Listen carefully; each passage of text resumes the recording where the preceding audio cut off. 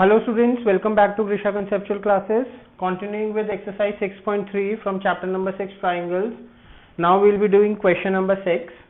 Question number 6 में हमें एक फिगर दी हुई है ट्राइंगल ABC और इसमें हमें बोला गया है दैट ट्राइंगल ABE, जो यहाँ पर मैंने एक अलग से भी बनाया है, triangle ABE is congruent to triangle ACD. Congruent दिया हुआ है यहाँ पर और हमें प्रूफ क्या करना है that triangle ADE is similar to ABC.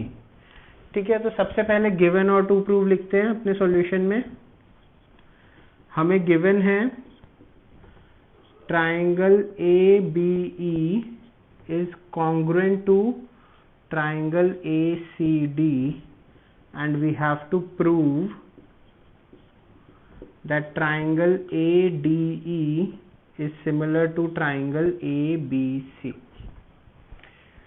तो सबसे पहले तो हम ये सोचते हैं कि सिमिलैरिटी हम किस तरह से प्रूव कर सकते हैं. तीन मेथड्स हैं, AAA criteria, SSS criteria and SAS criteria. तो अगर इस क्वेश्चन में हम देखें तो ये जो एक एंगल है एंगल A, ये वाला एंगल दोनों ट्राइंगल्स में कॉमन है, तो एक एंगल तो हमारे पास आ गया.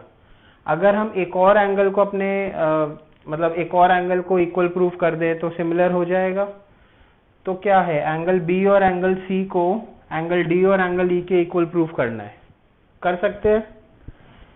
हाँ, मेरे को एक तरीका दिख रहा है, कर सकते हैं, लेकिन उससे बेटर मुझे एक और तरीका दिख रहा है SAS वाला. एक एंगल हमारे पास आ गया एंगल A, ये वाली साइड्स और ये वाली साइड्स को प्रोपोर्शन में कर दे तो SAS से भी हो जाएगा. पहले SAS से करके दिखाता हूं मैं आपको, फिर आपको मैं एक शॉर्ट मतलब फास्ट मेथड में बता दूंगा कि आप AAA से कैसे कर सकते हैं. तो देखो, सबसे पहले हमें दो ट्राइंगल्स जो हैं वो कॉन्ग्रुएंट दिए हुए हैं. Triangle ABE is congruent to triangle ACD. ABE ये वाला ट्राइंगल और ये वाला ट्राइंगल आपस में कॉन्ग्रुएंट है. इसका मतलब क्या है, AB will be equal to AC and AE will be equal to AD, right, by CPCT, corresponding parts of congruent triangles. ये जो साइड है AB, ये इस साइड AC के इक्वल होगी और ये जो है AE ये AD के इक्वल होगी. हाँ, BE जो है वो CD के इक्वल होगी, बट उसका हम कोई यूज नहीं कर रहे हैं इस क्वेश्चन में, तो इसीलिए मैं नहीं लिख रहा हूँ. ठीक है, अब ये देखो AB अपॉन AC क्या होगा. Because AB and AC are equal, तो AB upon AC will be 1 and AD upon AE क्या होगा. ऑल्सो AD और AE क्या है, इक्वल हैं, तो AD अपॉन AE भी क्या होगा, AD अपॉन AE भी 1 होगा. ठीक है, तो क्योंकि ये दोनों 1 हैं तो हम ऐसे लिख सकते हैं AB upon AC will be equals to AD upon AE. ऐसे लिख सकते हैं.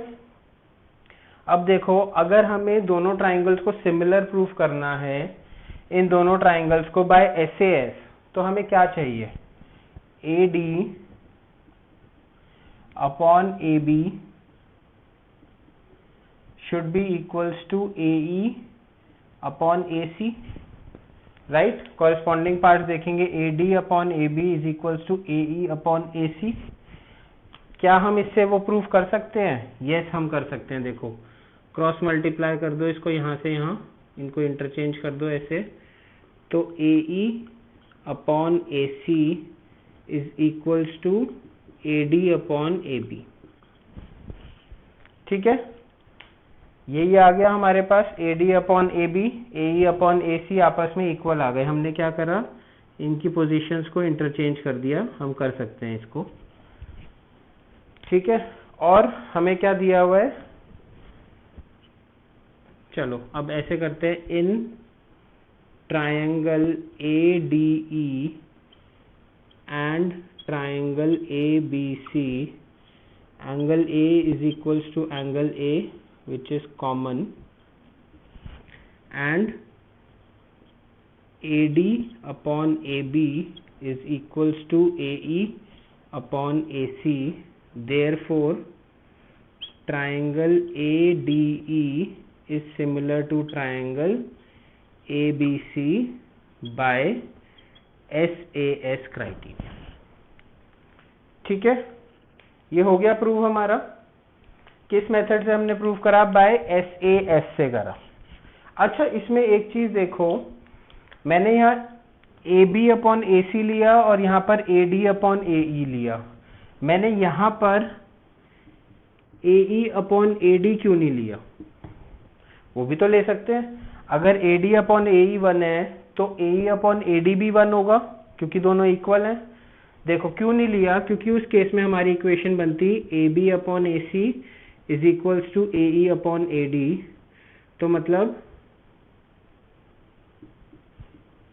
AD upon AC is equals to AE upon AB आ जाता, लेकिन हमें चाहिए क्या था? AD के नीचे AB चाहिए था और AE के नीचे AC चाहिए था। अगर हम ऐसे करते हैं तो जो हमें चाहिए, जो हमें प्रूव करना है, वो प्रूव नहीं होता, कोई दूसरे ट्राइंगल सिमिलर प्रूव होते हैं, राइट? कौन से ट्राइंगल्स? ट्राइंगल ADE के सिमिलर ट्राइंगल AC भी प्रूव होता, ABC प्रूव नहीं होता। ठीक है, तो हाँ, इस क्वेश्चन को इस तरह से भी दे सकते हैं कि दूसरे ट्राइंगल्स प्रूव करने को बोल दे, तो हम ये चीज करेंगे। तो इसीलिए अगेन जो मैं हर क्वेश्चन में बोलता आ रहा हूं, जो हमें प्रूव करना है, what we have to prove, उसको हमेशा ध्यान में रखना है। क्योंकि जैसा कि आप इस क्वेश्चन में देख रहे हो, हम अगर AD अपॉन AE की जगह AE अपॉन AD ले लेते, या इसकी जगह AC अपॉन AB ले लेते, तो हमारा जो प्रूव हमें करना है वो प्रूव नहीं हो पाता। ठीक है, तो अब ये वाला मेथड तो हो गया SAS वाला। मैं कह रहा था डबल A मेथड से भी ये हो सकता है, डबल A क्राइटेरिया से। देखो कैसे हो सकता है। डबल A क्राइटेरिया के लिए मुझे ये एंगल B और ये वाला एंगल D इक्वल प्रूव करने पड़ेंगे, और एंगल C और एंगल E इक्वल प्रूव करने पड़ेंगे। उसके लिए मुझे क्या करना पड़ेगा? DE को BC के पैरेलल प्रूफ करना पड़ेगा, जिसके लिए मैं क्या यूज करूंगा? Converse BPT theorem. AD upon AB हमारे पास यहां से आ गया AE upon AC, AD upon AB। इस चीज को लेकर हम ये प्रूफ कर सकते हैं that AD upon BD is equals to AE upon EC। हम ये चीज प्रूफ कर सकते हैं।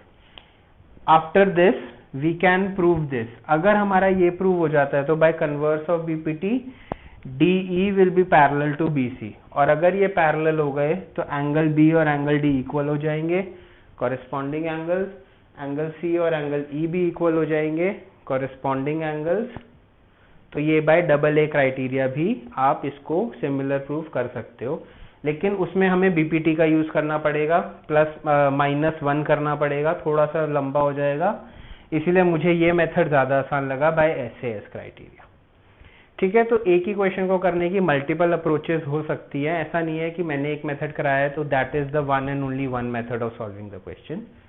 टू प्रूफ के क्वेश्चंस की यही खास बात है, मल्टीपल अप्रोचेस हो सकती है इनकी। ठीक है, तो अपना दिमाग लगाना है, अप्रोच यूज करनी है, what is given, what we have to prove, इन दोनों चीजों को ध्यान में रखकर अपना क्वेश्चन सॉल्व करना है। ठीक है, now go through this question, will be doing further questions in next video.